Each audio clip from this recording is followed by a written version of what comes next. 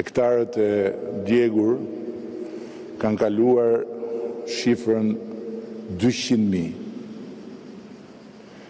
Një sipërfaqe sa për të krijuar një ide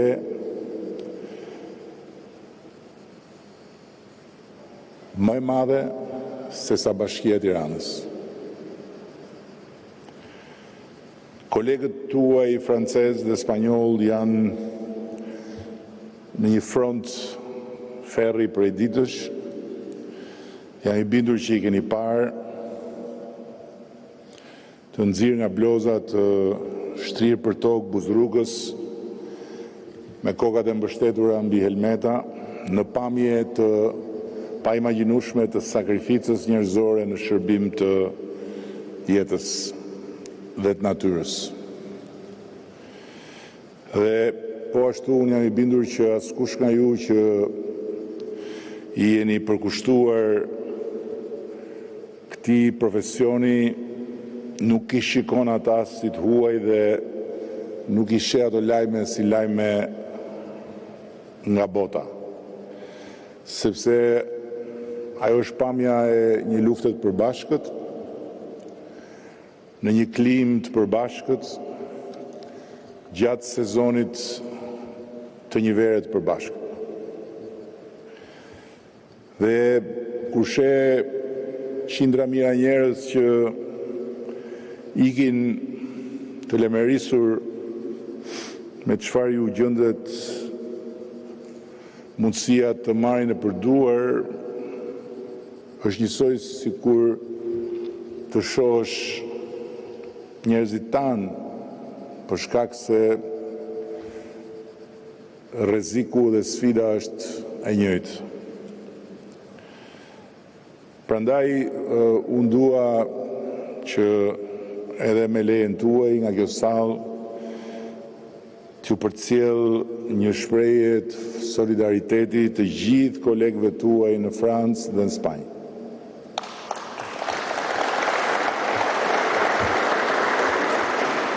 Ne kemi bërë edhe në të shkuarën, fal jush, dhe jemi gati ta bëjmë përsëri nëse na kërkohet, të japim ndihmën tonë modeste në kuadër të Bashkëpunimit Evropian në Mbrojtje Civile dhe të përgjigjemi në rast se na kërkohet siç kemi përgjigjur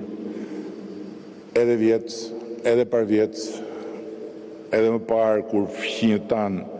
kanë qenë në hall të madh dhe siç na janë përgjigjur edhe miqt europian edhe fqinjët tanë kur ne kemi qenë në të njëjtin hall. Sepse zjarri nuk njeh kufi, siç e dini ju më mirë, por edhe solidariteti i njerëzve që luftojnë kundër zjarrit nuk njeh kufi. Dhe këtu kemi një shembull kuptimplot të prekshëm të miqve të Firefighters Without Borders, të cilët janë këtu nga Kanadaja. Dhe dua t'i falenderoj në mënyrë të posaçme sepse fal edhe një bashkëpunimi me njerëz tanët në Kanada, ne kemi një lidhje të fortë dhe ata nuk janë kursyer dhe nuk kursehen, duke ardhur këtu të pranishëm dhe duke trajnuar njerëzit tanë në përbashki. Dhe ajo që i sjell këtu nga Kanadaja është pikërisht ajo që i bën bashk psikologjikisht të gjithë njerëzit që luftojnë me zjarrin kudo qofshin në Europë apo në çdo kontinent. Dhe sot jemi të qartë të gjithë që zjarret e mëdha nuk janë më një përjashtim për i një vendi apo i një vere të keqe. Janë rregulli i një klime që përfundimisht ka ndryshuar dhe ajo që po ndodh këto ditë në Francë dhe në Spanjë nuk është diçka që na bën të pyesim po a mund të ndodh edhe tek ne, por vetëm të pyesim sa të përgatitur jemi kur të ndodh. Natyrisht në proporcione të tjera, por patjetër që Shqipëria është shumë më e vogël dhe nuk ka luksin të humbasi asnjë hektar pyll. Dhe gjithçka që kemi bërë këtë vit ka qenë pikërisht përgatitja. Është njësoj si një skuadër që përgatitet për kampionatin botëror në verë, duke u stërvitur gjatë gjithë vitit. Dhe ky sezon do të jetë një provë për çfarë jemi përpjekur të përmirësojmë, çfarë jemi përpjekur të përgatisim për të pasur një performancë më të mirë dhe çfarë jemi përpjekur të organizojmë për të qenë një trup i vetëm, pavarësisht se në këtë ushtrim bashkohen trupa të ndryshme, nga pushteti qendror te pushteti vendor, këtu janë dhe një pjesë e kryetarëve të bashkive, nga forcat armatosura te policia e shtetit, tek emergjenca civile dhe patjetër tek shërbimet e mbrojtjes nga zjarri dhe të shpëtimit, qoftë në qendër, qoftë në territor. Dhe kjo provë kërkon përgatitje dhe sa më pak improvizim. Kërkon disiplinë, kërkon koordinim dhe patjetër dhe investim të pandërprerë. Dhe ne këtë kemi bërë, jemi përpjekur. E reja e këtij viti është që Ministri i Shtetit për Pushtetin Vendor, i cili vjen nga eksperienca e bashkisë dhe një eksperiencë për hir të vërtetës nga më të suksesshmet edhe në këtë drejtim, ka luajtur rolin e koordinuesit të gjithë këtyre forcave, në ndërkohë që kemi sot në dispozicion kapacitetet teknologjike më të mëdha që kemi pasur ndonjëherë, me 4 helikopterë të gatshëm, të cilët në çdo moment të nevoje mund të bëhen 6, sepse helikopterët operacional janë 9, por kanë edhe misionet të tjera, si misionet e shpëtimit, si misionet për shëndetin, ndërkohë që kemi mbyllur procedurën për 3 avion, të cilët do të vinë në fund vitit, por në ndërkohë dhe do të jenë provën e shtetit shqiptar, por në ndërkohë kemi një proces të dakorsuar që në momentin e një nevoje të veçantë kemi në dispozicion edhe avion që vinë nga pikërisht ajo bazë ku po përgatiten dhe do të bëhen gati avionet e rinj që do të merren në fund të këtij viti, pasi gjithçka ka përfunduar si procedurë. Megjithatë, ne e dim shumë mirë që në qendër të këtij sistemi nuk janë makinat, nuk janë dronat, të cilët po ashtu do të përdoren në mënyrë specifike me një sistem të ri këtë vit. Janë njerëzit që veshin uniformën, janë njerëzit që dalin në teren pa pyetur për orarin, për temperaturat apo dhe për rrezikun. Dhe pas çdo njërit prej jush ka njerëz në shtëpi që presin në ankth telefonatën që çdo gjë shkojë mirë. Ka një nën, ka një bashkëshorte, ka një baba, një vlla, një 2-3 fëmijë që çdo mëngjes thonë kujdes, ru,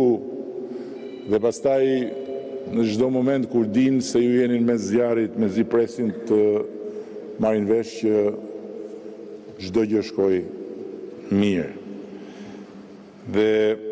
unë dëshiroj shumë që sonte kur ju të ktheheni në shtëpi, ju thoni atyre që ne ju jemi shumë mirënjohës dhe që një Shqipëri e tërë ju falenderon paraprakisht, duke ditur që ju përsëri do të jeni heronjtë e sezonit veror. Dhe nga ana tjetër dua të dini se kjo nuk është një mirënjohje me fjalë, por është një mirënjohje dhe respekt që ne jemi përpjekur të vazhdojmë të përpiqemi ta shoqërojmë me mbështetje konkrete. Prandaj kemi punuar çdo vit,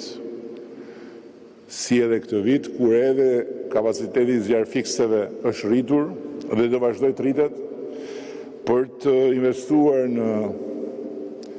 logjistik, për të investuar në pajisje, në trajnim, në koordinim, që ju të jeni gjithmonë më të gatshëm deri në detaje profesionalisht,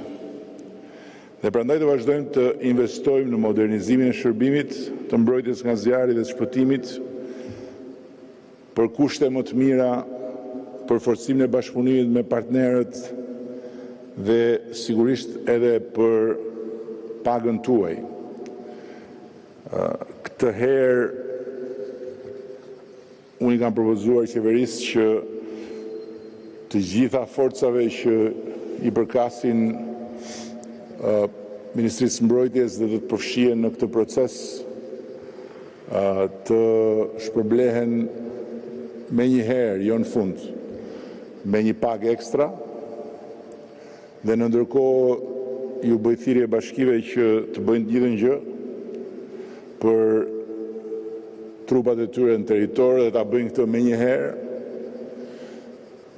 pa pritur që të mbarojë gjithë beteja, sepse ajo pastaj është një pjesë tjetër. Kështu që duke shprehur të gjithë këto konsiderata të merituara për ju, dua të shpreh edhe një thirrje për të gjithë njerëzit që të bëjnë kujdes. Ne e dim shumë mirë që zjarret nisin nga gjëra të vogla, zjarret nisin nga një cigare e hedhur nga makina, zjarret nisin nga një hi që nuk është shuar mbas një pikniku, zjarret nisin edhe kur askush nuk do që të ndodhi, pa haruar që ato nisin edhe kur ka qëllime të liga, apo kur njerëz me çrregullime psikologjike i vën zjarrin një territori. Dhe për këtë arsye është shumë e rëndësishme puna e policisë shtetit, puna parandaluese, vëzhgimi në territor dhe shfrytëzimi i teknologjisë për të identifikuar zjarrvënësit. Gjë që është bërë më mirë se asnjëherë vitin e shkuar, por gjë që ne presim bëhet edhe më mirë në këtë sezon. Dhe në mbyllje dua të them që jam shumë vetëdijshëm që fjalët nga kjo foltore janë shumë të lehta për tu nxjerrë, ndërkohë që jeta nën uniformën e zjarrfiksit është shumë e vështirë se çdo fjalë që mund thuhet. Pa llogaritur pastaj kur ajo uniformë është në mes të flakëve. Dhe ne nderojmë shumë këtë. Unë uroj shumë që sezoni të jetë sa më i qetë, të ketë sa më pak emergjenca, por nga ana tjetër ne e dim shumë mirë që kjo është e vështirë të parashikohet dhe çdo minutë mund ndryshojë gjithçka. Dhe në çdo minutë jeni ju që merrni zilën e parë dhe duhet të niseni për në vatrën e ferrit. Por duhet ta dini që në çdo moment kur ju jeni përballë flakëve, ne jemi bashkë me ju, mirënjohës dhe admirues të sakrificës tuaj, e patjetër edhe pastaj të vetëdijshëm për faktin që për çdo gjë që ju e bëni më mirë, për gjithçka që ju bëni më shumë, ne nga ana jonë duhet të bëjmë për ju më mirë dhe më shumë. Një vend nuk mbrohet vetëm nga ligjet, as nga muret, një vend mbrohet nga njerëzit, mbrohet nga zemra e tyre, dhe nëse një vend ka nevojë për të parë shëmbëltyrën më besnike të zemrës që mbron organizmin e vendit, kjo shëmbëltyrë është shëmbëltyra e zjarfiksit. Shumë faleminderit gjithëve, me shumë respekt.